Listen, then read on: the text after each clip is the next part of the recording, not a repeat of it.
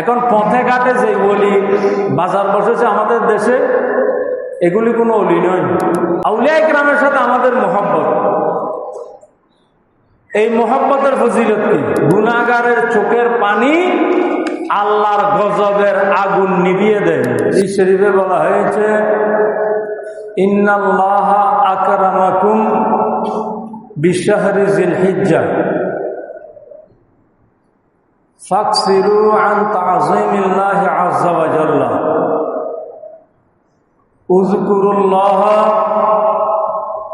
কায়িমান ওয়া কাঈদান ওয়া মাশিয়ান ওয়া রাকিবান ফি কুল্লি ওয়াক্তিন ওয়া সাআতিন। আল্লাহ তাআলা তোমাদেরকে জিলহজ মাসের মাধ্যমে সম্মান দান করেছেন। সুবহানাল্লাহ। জিলহজ মাসের মাধ্যমে আল্লাহ আমাদেরকে সম্মানিত করেছেন। ফাকসিরু আন তা'যীমিল্লাহি আযজা ওয়া জাল্লা, তোমরাও এবার আল্লাহকে বেশি বেশি তাজিম করো। তা আল্লাহকে বেশি বেশি তাজিম কিভাবে করব? হাদিস শরীফের পরবর্তী অংশে সেটা ব্যাখ্যা দেওয়া হচ্ছে। এই মাসে আল্লাহকে তাজিম করার অর্থ হচ্ছে উযকুরুল্লাহ কায়িমান ওয়া কাঈদান ওয়া মাশিয়ান ওয়া রাকিবান ফি কুল্লি ওয়াক্তিন ওয়া সাআতিন। এই জিলহজ মাসে তোমরা বেশি বেশি আল্লাহর জিকির করো। বেশি বলতে কেমন বেশি? বসা অবস্থায় আল্লাহর জিকির করবে, দাঁড়ানো অবস্থায় আল্লাহর জিকির করবে, হাঁটা অবস্থায় আল্লাহর জিকির করবে, কোনো বাহনের উপর আরোহিত অবস্থায় আল্লাহর জিকির করবে। প্রতিটি সময়, প্রতিটি মুহূর্ত তোমরা আল্লাহর জিকিরের মধ্যে রত থাকবে। সুবহানাল্লাহ। তাহলে জিলহজ মাসে যে অবস্থায় থাকি সেই অবস্থায় কি করতে বলা হয়েছে? জিকির করতে বলা হয়েছে। এই জন্য জিকিরের মাস শুরু হচ্ছে, জিলহজ মাস। এই জন্য প্রস্তুতি গ্রহণ করুন। অবহেলা করে সময় নষ্ট করে দিলে আগামী বছর আবার এই জিলহজ মাস পাওয়া যাবে কিনা তার কোনো নিশ্চয়তা নাই। এজন্য কি করতে হবে? বেশি বেশি জিকিরের মধ্যে মশগুল থাকতে হবে। আল্লাহ সেই তৌফিক দান করুন, আমিন। জিলহজ মাসের অন্যতম একটি বরকতপূর্ণ আমল হচ্ছে, যেটা সচরাচর প্রায় সকলে জানেন, জিলহজ মাসের চাঁদ দেখা গেলে, অর্থাৎ জিলহজ মাসের 1 তারিখ থেকে জিলহজ মাসের চাঁদ দেখা গেলে,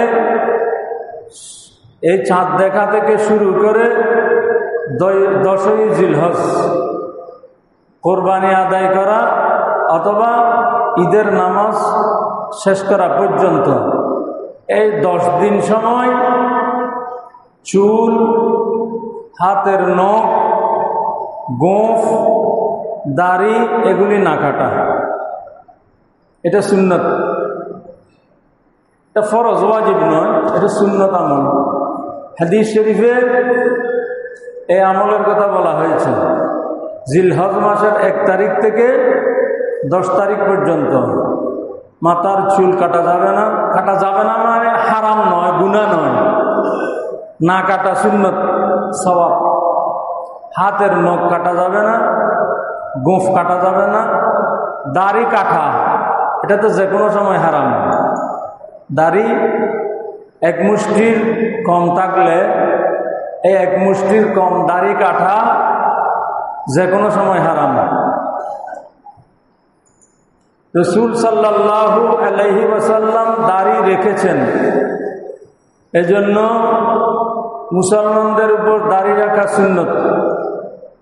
রাসূল সাল্লাল্লাহু আলাইহি ওয়াসাল্লাম দাড়ি রাখতে বলেছেন, এই জন্য দাড়ি রাখা ওয়াজিব। রাসূল সাল্লাল্লাহু আলাইহি ওয়াসাল্লাম দাড়ি কাটতে মানা করেছেন, এই জন্য দাড়ি কাটা হারাম। তাহলে দাড়ি কাটা, এক মুষ্টির কম দাড়ি ছাঁটা, এগুলি 12 মাস গুনাহের কাজ, যে কোনো সময় গুনাহ।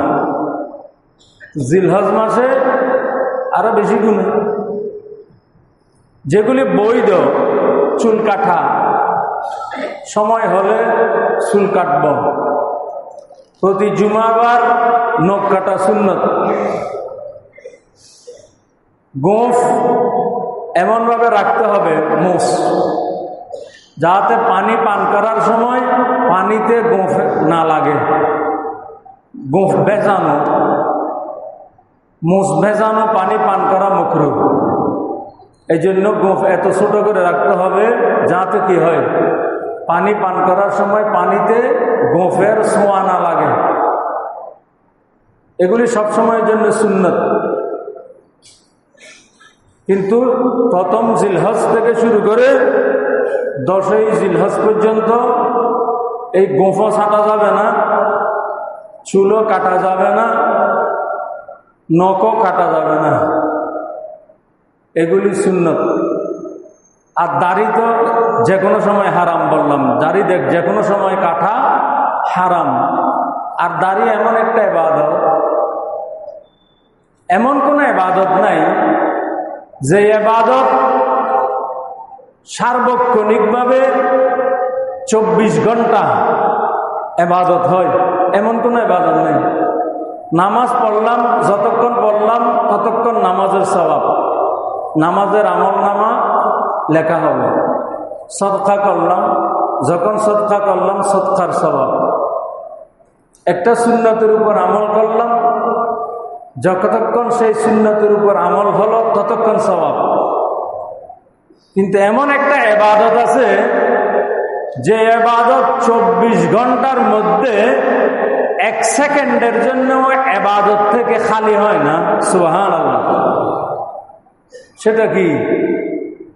মুখে সুন্নত অনুযায়ী দাড়ি রাখা। সুবহানাল্লাহ। সুন্নত অনুযায়ী দাড়ি রাখা হলো একেবারে 24 ঘন্টা ইবাদত।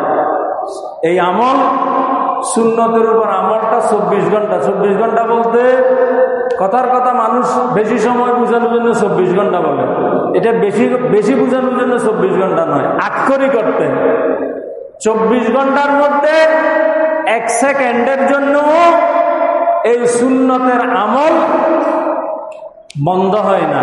সুবহানাল্লাহ। দাড়ি রাখলেই 24 ঘন্টা সুন্নতের উপর এই দাড়ির স্বভাব, 24 ঘন্টা ফেরেশতারা এই আমলের 24 ঘন্টা সওয়াব লিখতে থাকে। সুবহানাল্লাহ। দাড়ি এমন ফজিলত নয়, একটা সুন্নত। এটা নবীগণের সুন্নত। সকল নবী রাসূলগণ কি করতেন? দাড়ি রেখেছেন। এই জন্য দাড়ি রাখা নবীগণের সুন্নত। তাহলে যেটা আলোচনা করলাম, জিলহজ মাস শুরু হচ্ছে।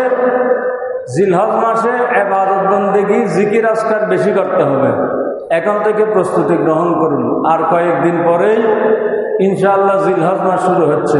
আজকে মনে হয় জিলকদের 26 তারিখ কি 27 তারিখ, আর 2-3 দিন 4 দিন 3 দিন পরে জিলহজ মাস শুরু হবে।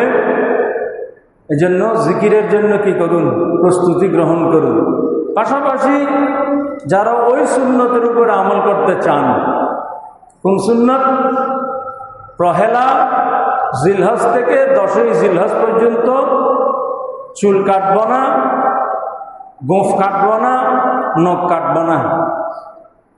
এই সুন্নতের উপরে যারা আমল করতে চান তারা এই 2-3 দিনের মধ্যে এই কাজগুলি সেরে ফেলতে পারেন। ওই 10 দিনের জন্য এই কাজগুলি মুলতবি রেখে একটি সুন্নতের উপর আমল করতে পারেন। আল্লাহ তৌফিক দান করুন, আমিন। আবার কেউ যদি এই আমল না করে, তাকে নিন্দা করার আবার অনুমতি নেই। নাউজুবিল্লাহ। প্রথম জিলহজ থেকে শুরু করে 10ই জিলহজ পর্যন্ত কেউ যদি এই আমলটি নাও করে, অর্থাৎ চুল কেটে ফেলেছে, তার প্রয়োজন মনে করেছে, অস্বস্তি লাগছে, নখ লম্বা হয়ে গেছে, নখ কেটে ফেলেছে, গোঁফ ছোট করেছে, এটার জন্য সে মোটেও সামান্যতম কি হবে না, গুনাহগার হবে না। এগুলি না করে পারলে উত্তম, ভালো সওয়াব পাওয়া যাবে, কিন্তু করলে গুনাহগার হবে না এবং এটার জন্য তার ফজিলত মর্যাদা কোনো অংশ কমেও যাবে না। এটা যেটা হাদিস শরীফে বলা হয়েছে আমল করার কথা, সেটাই আলোচনা করলাম। যাদের তৌফিকে সম্ভব হবে তারা এই আমলটি করতে পারেন। আল্লাহ তৌফিক দান করুন, আমিন। জিলহজ মাসের ফজিলত আরো অনেক আছে। জিলহজ মাস শুরু হলে ইনশাআল্লাহ হজের মাস। জিলহজ মাসের ফজিলত সম্পর্কে, আমল সম্পর্কে ইনশাআল্লাহ আরো বিস্তারিত আলোচনা হবে। আল্লাহ তৌফিক দান করুন, আমিন। যে একটি হাদিস শরীফ আপনাদের খেদমতে দীর্ঘদিন যাবৎ আলোচনা করে আসছি, সেই আলোচনা এখনো শেষ করতে পারি নাই। এই জুমা ইনশাআল্লাহ আশা করি সেই হাদিস শরীফের আলোচনাটি শেষ করব। আপনাদের মনে আছে কিনা জানি না, সেই হাদিস শরীফ হচ্ছে কিয়ামতের ময়দানে কঠিন যে পরিস্থিতি সৃষ্টি হবে, তীব্র গরমের মধ্যে 7 শ্রেণীর মানুষকে আল্লাহ তাআলা আল্লাহর রহমতের ছায়া দান করবেন। সুবহানাল্লাহ। এই হাদিস শরীফের আলোচনা শুরু করেছিলাম বেশ কিছুদিন আগে। এই আলোচনা করতে গিয়ে প্রাসঙ্গিক আলোচনায় অনেক আলোচনা হয়ে গেছে। এই 7 শ্রেণীর মানুষের মধ্যে যাদেরকে আল্লাহ তাআলা কিয়ামতের কঠিন দিনে আল্লাহর রহমতের ছায়া দেবেন, তার মধ্যে 4 শ্রেণীর মানুষ সংক্রান্ত আলোচনা গত জুমায় শেষ হয়েছে। আপনাদের মনে থাকলে ভালো কথা, মনে না থাকলে আর কি করা। 4 শ্রেণীর আলোচনা শেষ হয়েছে, আর 3 শ্রেণীর আলোচনা আছে। আর 3 শ্রেণীর যাদেরকে কিয়ামতের কঠিন দিনে আল্লাহ তাআলা রহমতের ছায়া দান করবেন, তার মধ্যে 3 শ্রেণীর মধ্যে 1 শ্রেণীর হচ্ছে ওয়া রাজুলুন ইয়াতাসাদ্দাকু সাদাকাতান ফাআখফাহা হাত্তা লা ইয়ালামু শিমালুহু মা ইউনফিকু ইয়ামিনুহু। ওই ধরনের ব্যক্তি, যেই ব্যক্তি সাদাকা করে, দান করে। কেমন দান? এমন ভাবে দান করে আখফাহা, সেটাকে গোপন করে ফেলে। দান করে সত্যি, কিন্তু মানুষের কাছ থেকে, আল্লাহর বান্দাদের কাছ থেকে গোপন রাখে। কেমন গোপন রাখে? সে ডান হাতে দান করে, বাম হাতেও যাতে জানতে না পারে সেভাবে গোপনীয়তার সাথে আল্লাহর রাস্তায় সদকা করে। সুবহানাল্লাহ। আল্লাহর রাস্তায় সদকা করার ফজিলত এমন, যারা আল্লাহর রাস্তায় কি করবে? সদকা করবে, তাদের জন্য কিয়ামতের ময়দানে সুসংবাদ দেওয়া হয়েছে। তারা কিয়ামতের কঠিন দিনে আল্লাহর রহমতের ছায়া লাভ করবে। সুবহানাল্লাহ। তো কিন্তু সেই সদকা হতে হবে কেমন? গোপন সদকা। এখন তো আমাদের দেশে এক ধরনের ট্রেডিশন, ঐতিহ্য হয়ে গেছে, একেবারে ঘটা করে প্রচার করে দান করা, সদকা করা। অমুকের বাড়িতে অমুক দিন যাকাত দেওয়া হবে, একেবারে প্রচার করে দেওয়া হয়। দলে দলে মানুষ সেখানে লাইন ধরে। গত কয়েক বছর হয়তো কমেছে, এর আগে আমরা বিভিন্ন পত্রপত্রিকায়, মিডিয়ায় দেখেছি এই যাকাত সংগ্রহ করতে গিয়ে পদদলিত হয়ে ধাক্কা লেগে অনেক নিরীহ গরিব মানুষ মারা গেছে। নাউজুবিল্লাহ। তো এগুলি লোক দেখানো যাকাত দেওয়া, লোক দেখানো সাদকা করা। লোক দেখানো সাদকার মধ্যে কোনো সওয়াব নেই। লোক দেখানো সাদকা নয়, শুধু কোনো ইবাদত, সেটা নামাজ হোক, সেটা হজ হোক, সেটা যাকাত হোক, সেটা সাদাকা হোক, যেটা যে কোনো ধরনের আমল হোক, যদি মানুষকে দেখানোর জন্য করা হয়, আমাকে বড় দাতা বলবে, এই উদ্দেশ্যে যদি কেউ দান করে, অমুক খুব দানবীর মানুষ, এটা বলার জন্য, এই অনুভূতি নিয়ে কেউ যদি দান করে, সদকা করে, সেই সদকার তো সওয়াব হবেই না, বরং উল্টা কি হবে? গুনাহ হবে। নাউজুবিল্লাহ। এই জন্য সদকা করতে হবে। সদকা নফল ইবাদতের মধ্যে যাকাতের হিসাব আলাদা। যাকাত তো ফরজ, ইসলামের রোকন। যাকাতের বাইরে এগুলি অতিরিক্ত সদকার কথা বলছি। যাকাতের বাইরে যেগুলি নফল সদকা, এই সব সদকা গোপনীয়তার সাথে করতে হবে, এবং এই ধরনের সদকার ফজিলত বেশি। ওটা তো ফরজ, যাকাত দেওয়া কি ফরজ, এটা তো বাধ্যতামূলক, এটা তো দিতেই হবে। এর বাইরে যেটা নফল, সেটার ফজিলত বেশি বলতে ওটার চেয়ে মর্যাদা বেশি নয়, ওটা তো ফরজ। কিন্তু আল্লাহর নৈকট্য পাওয়া যায় নফল ইবাদতের মাধ্যমে। ফরজ ইবাদত প্রতিটি ইমানদার মুসলমানের উপরে ফরজ, এটা বাধ্যতামূলক। কিন্তু আল্লাহর নৈকট্য পাওয়া যায় ফরজ ইবাদত করার পরে অতিরিক্ত নফল ইবাদত করলে। যত ওলি, গৌস, কুতুব, আবদাল যারা আল্লাহর ওলিতে পরিণত হয়েছেন, প্রত্যেকেই কিন্তু ফরজ ইবাদতের পরে নফল ইবাদতের মাধ্যমে আল্লাহর ওলিতে পরিণত হয়েছেন। সুবহানাল্লাহ। ইবাদত ছাড়া ওলি হওয়া যায় না।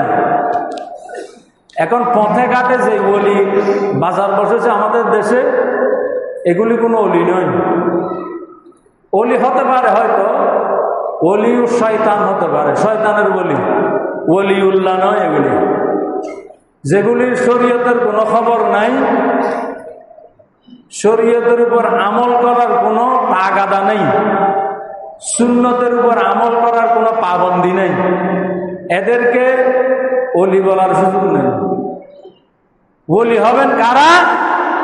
যারা শরীয়তের উপর আমল করার ক্ষেত্রে পরিপূর্ণ যত্নশীল, রসুলের সুন্নত অনুপুঙ্খ আমল করার জন্য চেষ্টা চালায়, তারাই শুধু আল্লাহর ওলিতে পরিণত হবে। সুবহানাল্লাহ। এবং এই ওলিদের সাথে যারা মহব্বত রাখে, তাদের আবার কি ফজিলত? কিয়ামতের ময়দানের কথা বলছি, আর দুই শ্রেণী আছে, আলোচনা শেষ করে দিচ্ছি।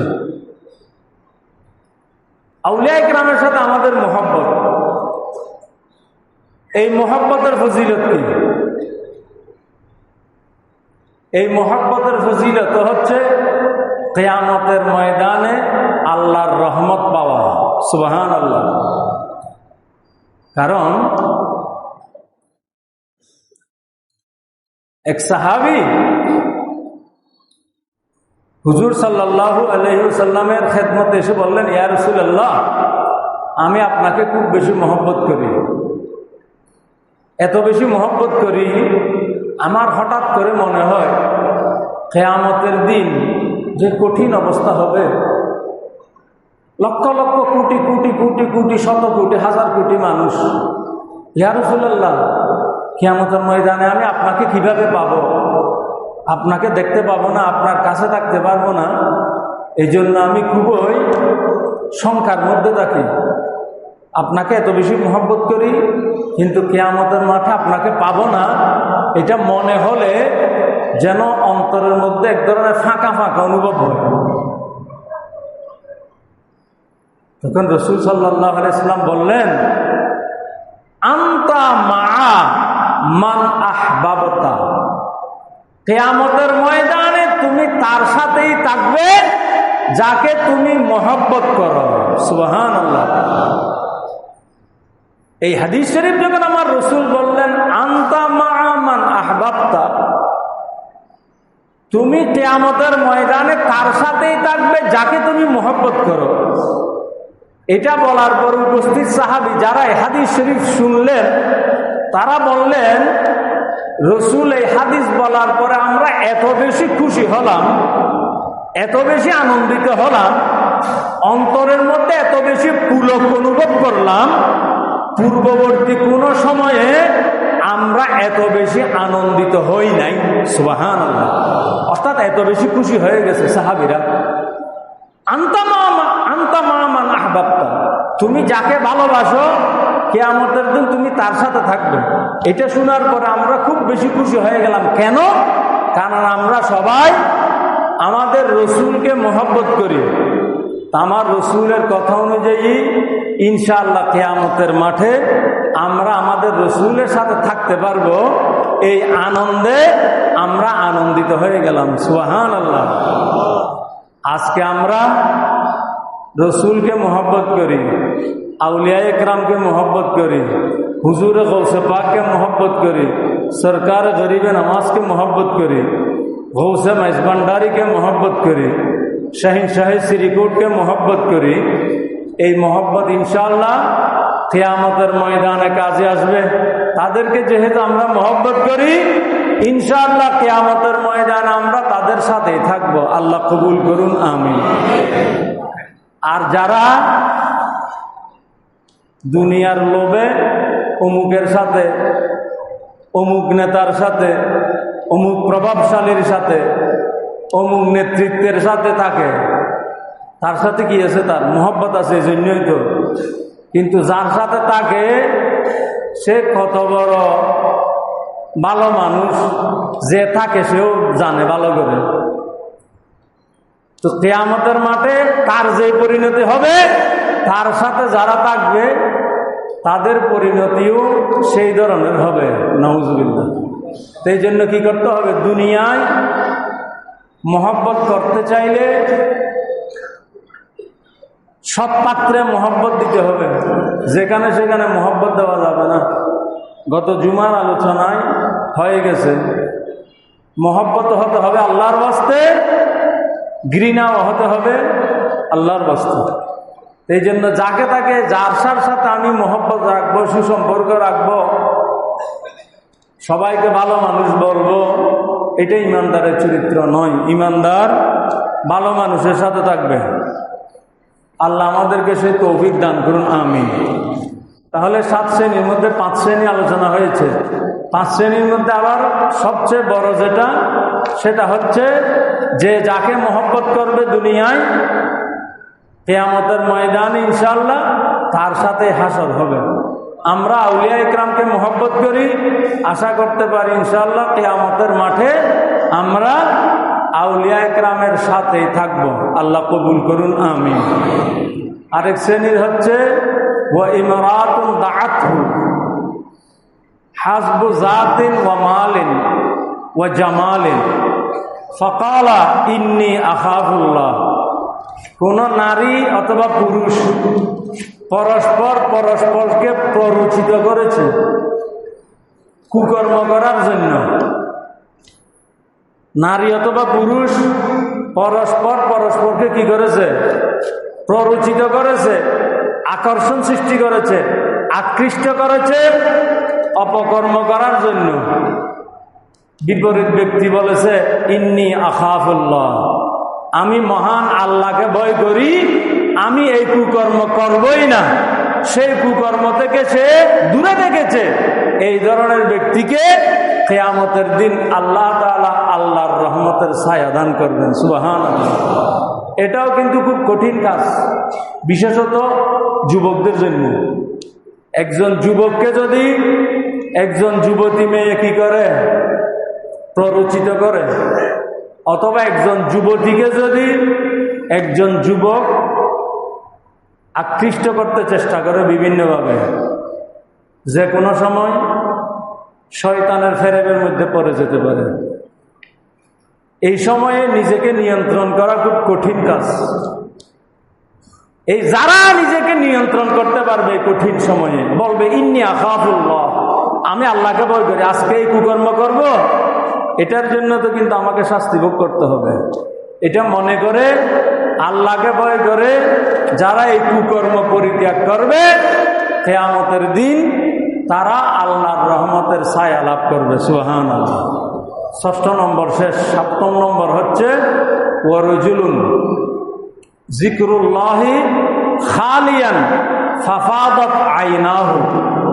এমন মানুষ, যে মানুষটি প্রায় সময়, অধিকাংশ সময়, সব সময় আল্লাহর জিকিরের মধ্যে মশগুল থাকে এবং আল্লাহর দরবারে গুনাহ মাফের জন্য কান্নাকাটি করতে থাকে। সুবহানাল্লাহ। আল্লাহর দরবারে গুনাহ মাফের জন্য কান্নাকাটি করা। দমআতুল আসি তাতফাউ গাদাবার রব। গুনাহগারের চোখের পানি আল্লাহর গজবের আগুন নিভিয়ে দেয়। সুবহানাল্লাহ। আল্লাহর গজবের আগুন নিবানোর কোনো সাধ্য দুনিয়ার কারো নাই, কিন্তু একজন গুনাহগারের 2 ফোঁটা চোখের পানি আল্লাহর গজবকে মিটিয়ে দিতে পারে। সুবহানাল্লাহ। যে সকল গুনাহগার মুসলমান আল্লাহর দরবারে মাগফিরাতের জন্য কান্নাকাটি করে, তাদের জন্য সুসংবাদ হচ্ছে কিয়ামতের মাঠে তারা আল্লাহর রহমতের ছায়া লাভ করবে। সুবহানাল্লাহ। আল্লাহ তৌফিক দান করুন। আমিন।